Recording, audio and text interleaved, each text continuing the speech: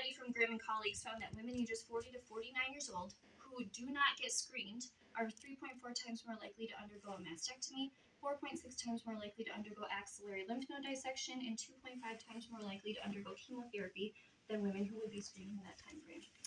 And then I always get the question in practice about self-examination, what to look for. So the guidelines don't actually encourage self-exams anymore because what they have found is that breast tissue is incredibly lumpy, and so women will constantly say, I found a lump, it leads to unnecessary testing, it leads to fear and anxiety.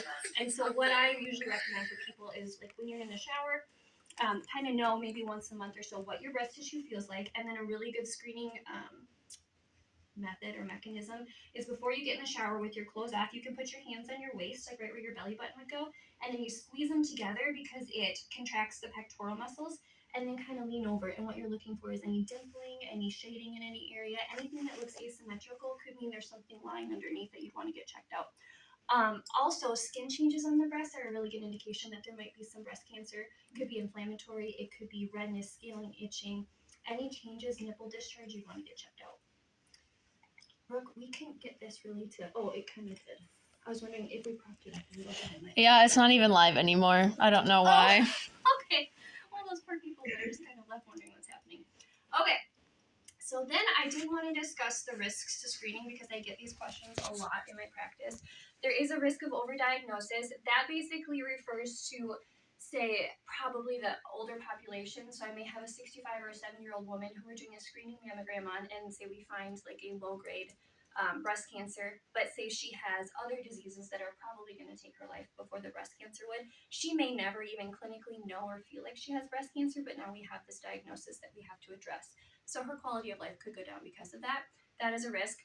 False positives, there's two different types of false positives. One being a recall, where I'm sure some of you have had this happen. You go get your mammogram and they call you back and say, we found an abnormality. You need to come back in. It happens 6.5% of the time with screening mammograms, and then usually it results as being nothing. It could be a repeat mammogram or it could be a ultrasound. And then there are false positive biopsies where they do the repeat screening and then they say, actually, we need to take a biopsy of the tissue, and then that comes back negative or benign, but then you have the risk of infection and having to go through the biopsy and all that. So those are risks. The anxiety, stress, and discomfort that mammograms cause to people. And then a big one that I wanted to talk about was the radiation injury. I hear this a lot in my practice. I have a lot of people who tend to take the more natural route because they are afraid of the radiation from screening mammograms. And there is a federal regulation of 3 milligrays for each screening mammogram, meaning that you can't go over that, but that was set many years ago, and our modern screening methods actually use a lot less radiation than that. And then the same study by Grimm and colleagues found that for women ages 40 to 49, they would have to undergo annual screening mammograms for 76,000 to 97,000 years in order to develop a fatal radiation-induced breast cancer. So the radiation and the risk of that is very, very low. So ultimately, they found that there is an extremely low risk of radiation-induced injury, and it should not to deter screening. All right, some of my pictures came out a little bit blurry because of the larger screen. So this is where we talk about that shared decision making that I had talked about earlier. It really is a conversation that you and your provider should discuss, again, taking into account your own risk factors, your own personal beliefs, what you're willing to do, and then coming up with a plan that you are comfortable with.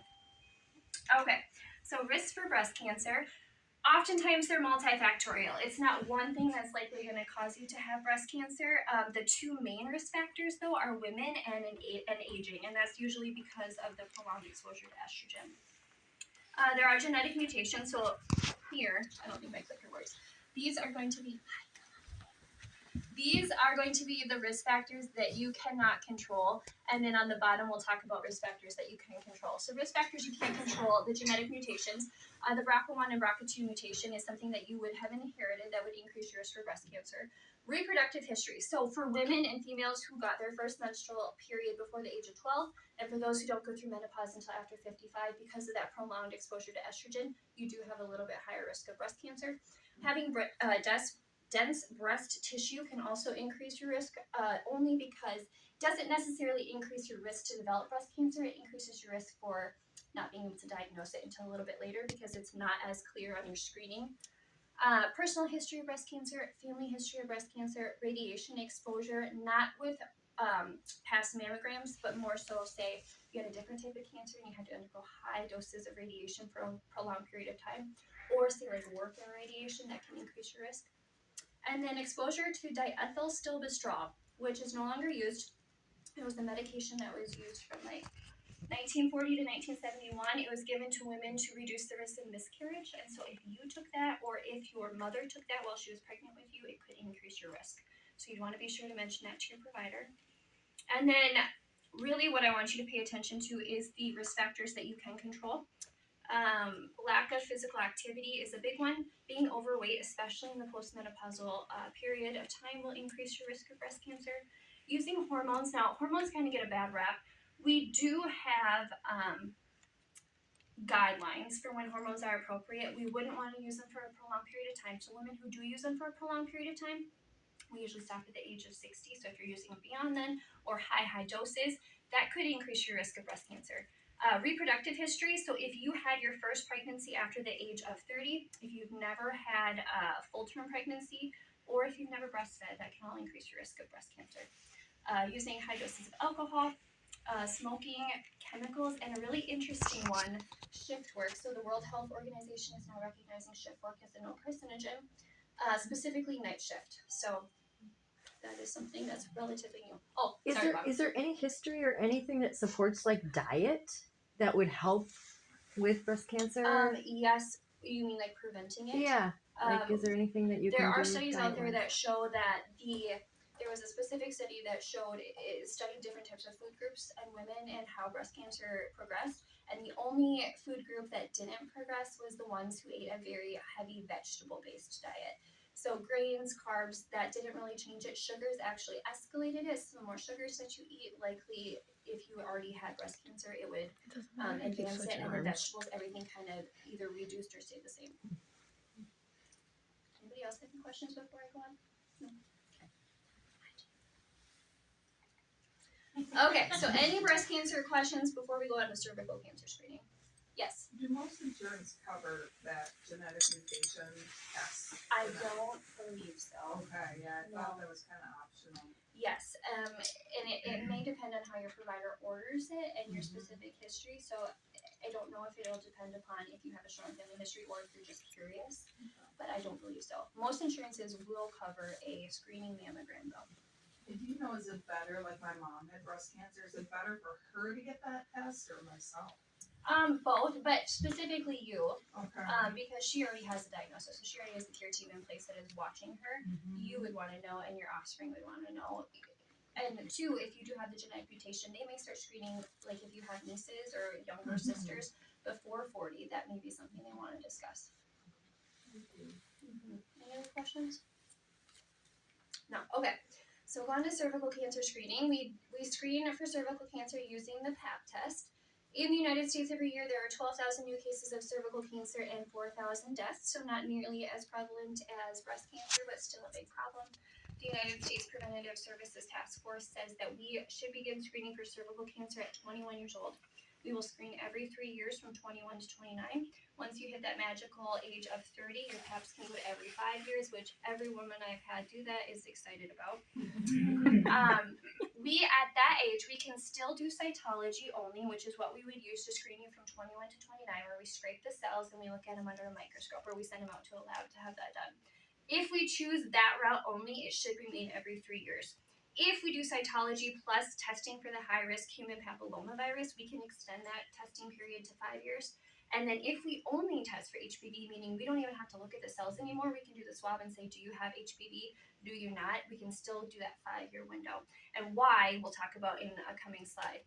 But I do want to note, if you've had a hysterectomy with complete cervix removal, you do not need any follow-up Paps unless you would have had a diagnosis of cervical cancer before your hysterectomy or a very, very abnormal Pap. And then in 2021, the American Colleges of Gynecology agreed with the United States Preventative Services Task Force and said, yep, we'll adopt the same recommendations. So they are in agreement with this one. All right, this is actually a picture of the HPV virus. So a study by Fontham and colleagues found that the specific strategy we use, so whether we test the cells whether we do the cells plus the HPV or whether we just test for HPV does not matter as much as being on schedule with your routine screening. So as long as you're coming in every 3 years or every 5 years, depending on what we're doing, that is the best strategy.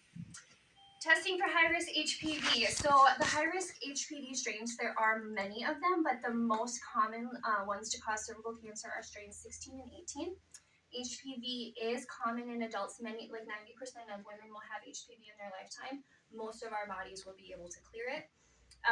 Sometimes it can persist to cause cellular changes. So when HPV does show up on our cervix, oftentimes our body will be able to kind of deactivate it and it doesn't ever cause any problems. Sometimes that virus persists there and our cells start to change, and after a while they mutate and then that becomes cancer.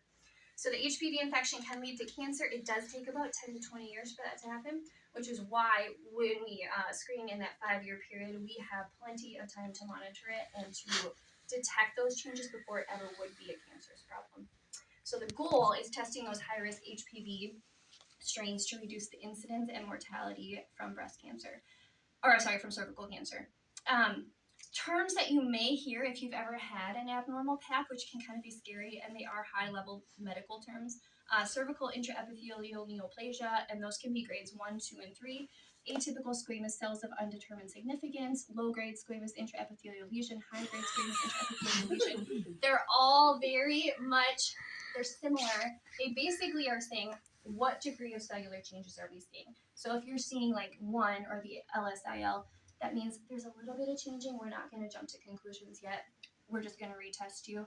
If you're in that 3 category, if you're in the high-grade squamous, that means we're seeing a lot of cellular changes. That HPV is causing a lot of problems for your body. So the next step, depending on this, is probably what you're going to read in your medical records. You would either do retesting. If there's not really a lot of cellular changes happening, we would just retest in a year to see, hey, did your body clear that or did it not? Or we would refer you out for a colposcopy and have you go and have a biopsy taken of your cervix to see what exactly is going on there. Doesn't that sound fun? No, it's not, but it is important. Okay, so how do you get HPV? It is through vaginal, anal, and or oral sex. It is a latent infection like I had talked about. Interestingly enough, you may say detect HPV on a PAP at 40 and you could have been infected with that maybe in your 20s and it just kind of sat there and didn't really cause a problem, and for whatever reason decided to erupt at that time. So it's hard to determine maybe where you got it or when you got it. Typically, it is asymptomatic until it progresses to causing a cervical cancer. 90% of cases are going to resolve spontaneously, and it can also cause anal and oral pharyngeal cancers. We don't routinely screen for them, but it is something to keep in mind. This I wish was clearer. So there are HPV strains like 6 and 11. They are going to be the ones that can cause your genital warts. And then those 16 and 18, and then a few other ones are going to be the ones that are going to lead to these cellular changes on the cervix that we want to watch for. Okay, so how do you prevent HPV? There is an HPV vaccination that we'll talk about on the next slide. Timely cervical cancer screenings, like we had talked about before, just making sure that you do remain on schedule with those so that we can intervene early if needed. And then using condoms could prevent it as well, and being in a mutually monogamous relationship. Okay, so the HPV vaccination was FDA approved in 2006, which makes me think that I was probably in that trial because I'm pretty sure my mom said give it to me in 2006. That's like one of the first ones that received it. Like I said, most sexually active people will get HPV infection in their lifetime, but you will never know it until it comes back positive on your test. Most common in your late teens and your early 20s. The recommended vaccination series begins at age 11 or 12, which is really difficult to have those conversations with moms who are like, I don't want to think about my child at this point, being sexually active, but the whole goal is to vaccinate them before their first sexual encounter because that reduces their risk of ever contracting and holding on to that virus. Vaccination series can be given up to women 26 years old. Studies have found that after 26 years old, there's really very little benefit because so many of them have probably had that exposure already. And like I said, that virus can live in your body for many, many years, and we would just never be able to keep up with it at that point. Side effects of the vaccine, most common, are fever, dizziness, and nausea. There have been more than 60 million doses given since March of 2014. Males are also encouraged to get vaccinated. So I do see like teenage males, and I do recommend to their parents to consider getting them vaccinated because, again, it can lead to other forms of cancer and it can be transmitted to females. All right, so the vaccine efficacy, there's 100% efficacy at preventing persistent infections with HPV subtypes 6, 11, 16, and 18. Meaning that if you get the vaccine or you have your child or family member vaccinated completely and it's been 6 months after you've done so, and they would then come into contact with one of these strains, there is a 100% chance that virus would no longer stay in their body for that prolonged period of time. Gardasil 9 is the only HPV vaccine given in the United States right now, and it does protect. It's a 9-valent vaccine, so it protects against all of those strains. And then the most interesting statistic that I read in the study by Harder and colleagues was that 85 to 90% of all cervical cancers can be prevented by vaccination with HPV if it's given to girls before their first sexual debut, which is significant. Does anybody have any questions on cervical cancer screenings before we move on? No. Okay. So then we're going to go into the genitourinary syndrome of menopause. It is termed GSM, which is what you may hear in the clinic. It was formerly known as vulvovaginal atrophy or atrophic vaginitis. Basically, what it refers to is a lack of estrogen as the body ages. You can see in my graphic, which I wish was a little clearer.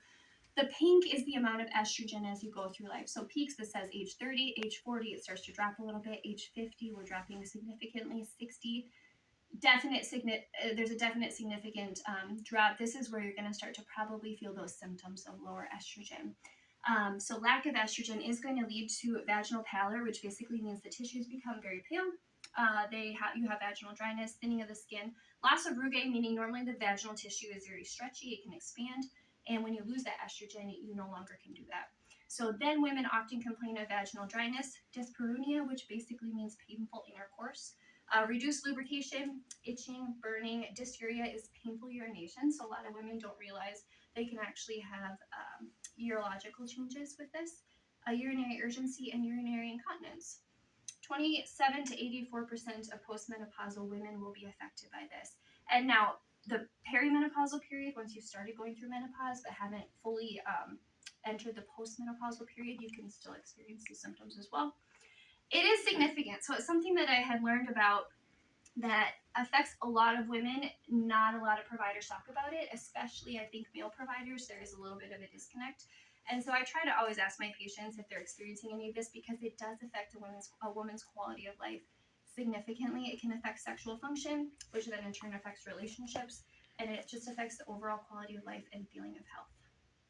So what do you do to make that better? Okay. Okay. So, like, I'm not there yet, but How do you make that better?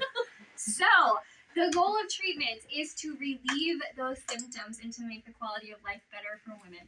This, again, did not come up as clearly as I would have liked, but the first line treatment strategy is going to be your non-hormonal applications and lubrication. So it would be like your over-the-counter water-based lubricants like KY. This is a really great tip that I had gotten from a pelvic floor physical therapist. It's a V Magic Balm. It's organic. It's scent-free. It's a balm consistency instead of like a water-based jelly. It can help with itching and burning and discomfort. When those don't work, those first line treatment strategies, then we go to the gold standard, which is a localized estrogen product. It's like Premarin or vaginal estrogen cream. The barrier to that is it costs about $200 to $300 a tube, so it's very expensive. When that does not work and women are still having some troubles, we may consider hormone replacement therapy. That may be in the form of estrogen or progesterone combination pills, and that would be dependent. There are some barriers, contraindications to hormone replacement therapy, those being an estrogen-dependent cancer. So if you yourself have had breast cancer, ovarian cancer, we wouldn't be able to do that.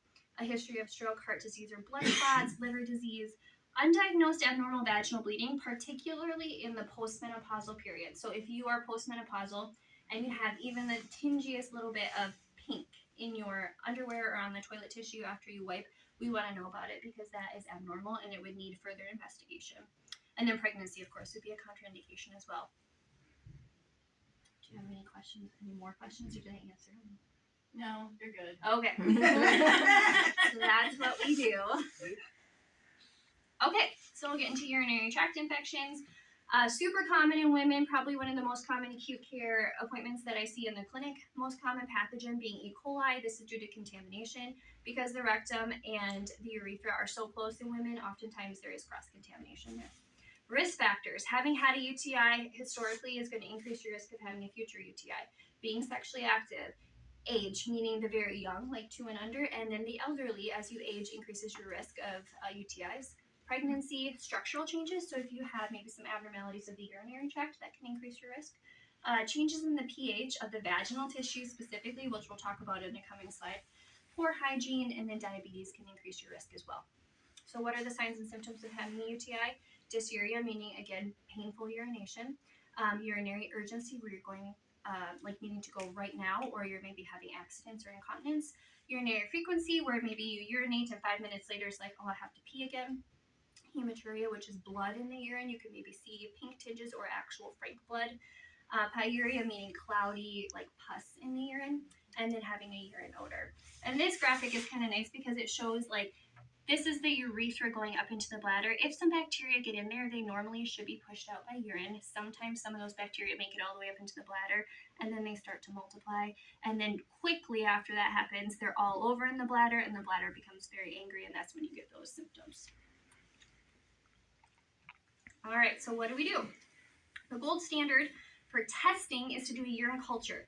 The reason being is that we want to know exactly what's growing in your urine, which tells us exactly how to treat it.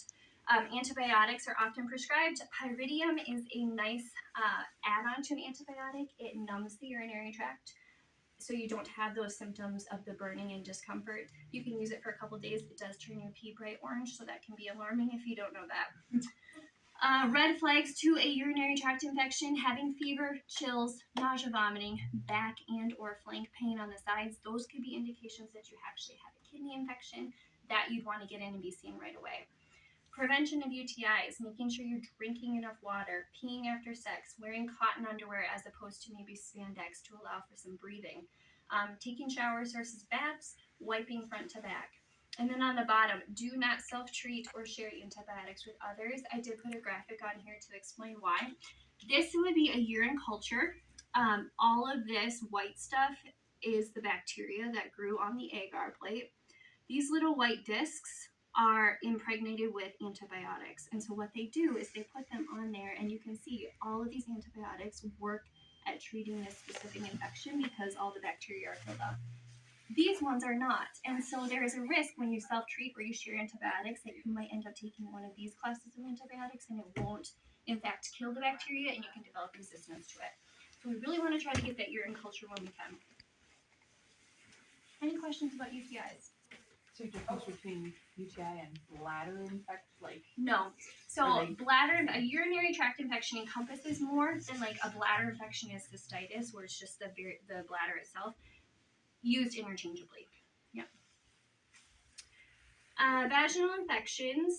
Specifically on this slide, we're going to talk about Candida, which is a yeast infection. It will affect 3 out of 4 women in their lifetime, so it's very common.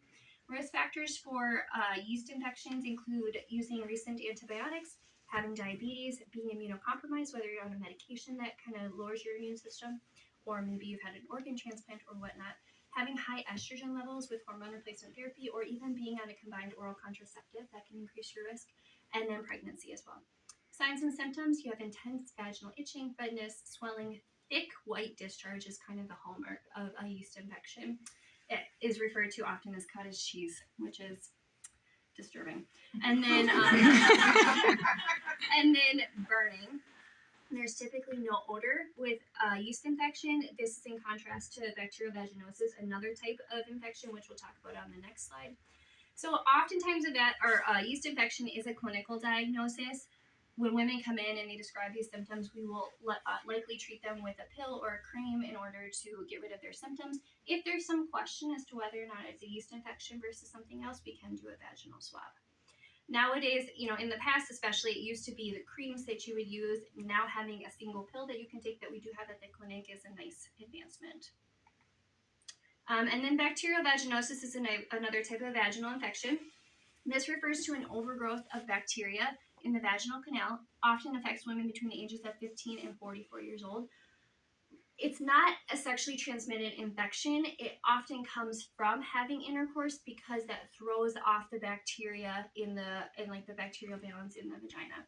So risk factors are having unprotected sex, douching, multiple sexual partners. It will not spread to your partner because it's it's an imbalance of your bacteria, which allows kind of bad bacteria to grow. So it's not something that you can give to others. Signs and symptoms, it's a thin, white, grayish discharge. The fishy odor is kind of the giveaway with this one. Oftentimes women will say, it does not smell good, there is something wrong. Vaginal pain, vaginal burning, vaginal itching, sometimes bleeding after intercourse can occur. Diagnosis, we often use a vaginal swab for this one. And a lot of times women can do it themselves too, which is nice. When you come into the clinic, they can swab themselves and then we send it out. Things that you might see on a medical report that indicate bacterial vaginosis as the diagnosis would be clue cells, which are just a type of white blood cell, and then elevated vaginal pH, which allows that overgrowth of bacteria. And then the treatment is antibiotics. There are oral antibiotics you can take, or there are topical. I find a lot of women prefer the orals, just because topical can get messy and you can only do it at night really when you're lying down. Okay, so then this is just a little graphic to look at the different colors of vaginal discharge. White oftentimes is healthy, sometimes can be a yeast infection. Yellow is often a sexually transmitted infection. Sometimes it can be normal though, so don't panic. Red often refers to some sort of bleeding. Again, if you are postmenopausal and you're seeing any shade of this, we would want to know right away because we need to do further testing. Again, pink, often some sort of bleeding. Gray can be that bacterial vaginosis, but again, you'd probably have that fishy smell associated with it. And then clear, again, is healthy. You could be ovulating, pregnancy. Any questions on vaginal infections? Andrew seriously sat through all this? Yeah. I had to practice. I don't know if he really listened. He was on his phone. He has 2 daughters. I know. And then just a quick overview of contraception. Oftentimes I get questions of what contraceptive method would be the best for me, depending on certain symptoms that a woman might have. I say the easiest and most controllable method is the barrier method. The condoms, the diaphragms, the female condoms, because you can kind of choose when and if you use them. They're easy to start and stop. They're non-hormonal. They protect against sexually transmitted infections, and again, easy to stop and start. Oral contraceptives, they could be in the form of a combined contraceptive where we use estrogen and progesterone together. They may be progesterone only, and that would be likely for people who choose to use tobacco in combination with it. But the pros of an oral contraceptive, it helps reduce the physical symptoms of PMS, so your cramping and your heavy bleeding. It regulates the cycle and reduces heavy bleeding. Like I said, this is the most common reason that I have women come in and want to start an oral contraceptive. It's easy to stop and start relatively, like month by month. You can choose if you want to, you can stop it at the end of your cycle if you want to, versus say like one of your implanted hormonal contraceptives that's kind of in you for years. And it may help with acne, so that's also why I have used it in the past with patients. The disadvantages of an oral contraceptive, it doesn't protect against STIs, so you may still have to use barrier methods with it. There is a potential for spotting. As you age into your 40s and 50s, it may not be an appropriate method for you anymore. Not appropriate for use with tobacco, especially over the age of 35, because it does increase your risk of blood clots. And it's not appropriate necessarily. Again, this is a conversation between the provider and the patient, but usually contraindications would be migraines, liver disease, undiagnosed abnormal uterine bleeding, hypertension, which is high blood pressure, heart disease, history of those estrogen-dependent cancers. And then the last category I'll talk about is the implanted hormonal contraceptive, which could be an IUD, which is implanted into the uterus. It could be the next one on, which is a little device planted into the arm usually, or the Depo-Provera shot, which I don't see as much of anymore, but that would be the shot that lasts about 9 months or so. Pros of these is that they're long acting. So some of these devices can last for contraceptive purposes up to 5 years, depending on the type that you get implanted. And then it does often reduce or eliminate menstrual bleeding. So the women who have really heavy bleeding, they may get no period while they have this. The cons of it are that you could potentially spot, especially because these are all progesterone only, so it doesn't have the estrogen to kind of control the spotting with it. It doesn't protect against STIs. There's a risk of scar tissue, either in the arm or the uterus. There could be some cycle irregularity with discontinuation. I don't recommend these for people who are maybe considering having a baby soon, because once you take it out, it could take 9 months to a year to get that cycle regulated again, and it does require provider insertion. And these are just my sources. Any questions? Caitlin, a lot of teens are talking about Plan B. Yeah. what's your research or thoughts with, because it's hormone based? It is hormone based. It is an appropriate form of birth control, I should say.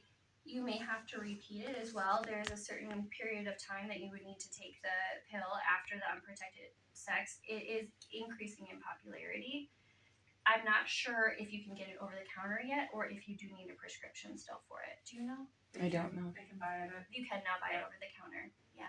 And So oftentimes, because that's kind of the easy way to go about birth control, it doesn't really require them to remember to take a pill every day. They don't really need, parents' permission for it. They are using it. It is effective. It kind of comes down to a moral aspect of, whether or not you choose to use that form or not. There's a lot of advertisements for like menstrual cups Yes. and stuff like that. Is there benefits or not pros cons to those Yes. types of? So I have not personally tried them. I have heard from women. I have a couple patients who use them and swear by it. I have also heard that because it requires insertion and there's an actual silicone cup. For those of you who don't know, it's like this little silicone cup that you kind of fold and then you self-insert into the vaginal cavity and it kind of pops back open, and supposedly you're not supposed to feel it. I have a hard time believing that because, how it would sit in there. But there have been times where it throws off the vaginal pH because there is a silicone something sitting in the vagina, and because of that they've ended up with yeast infections or bacterial infections. However, the people that I know who use it love it and swear by it. And it can collect a lot more blood than, say, like your typical tampon. So I have women who were, say, going through like a super tampon every few hours on the first few days of their cycle, and they don't have to change that for like 8 to 12 hours. Now, the cons, again, are it gets messy changing it, and you have to rinse it out, and you have to make sure you keep it really clean because of that risk of infection. But it is kind of a new thing. It's catching on. so you use the same cup. You do. I've used one. Okay. And I used it after my son was born, and then when I got pregnant again, I discontinued it, and I started using it. But I stopped using it after about 10 years. And Okay. It was just some of the issues you brought up. There was irritation. It actually started to go overflow. I had Yep. overflow, and when it fell in the toilet, so Target Now was it's gone. done. it's gone. Yeah. So I mean, it does. I think it had. I mean, I used it for 10 years, so I Yep. think it had a really good benefit. But then once it didn't work, I've had to figure out other options. But it And what- was messy, Yeah. especially in the middle of a 20-mile run. Yes. That was awful. In a bathroom that was, outside bathroom. And so, what was your reasoning for using it right away? Was it like looking for a more natural method? Was Yeah. it because, yeah. And More so I that. thought I used pads. I didn't like tampons. Yep. And the pads were just irritating me. And Yep. it was kind of like, like when I ran, Mhm. I thought, well, this would be really good because I don't have that,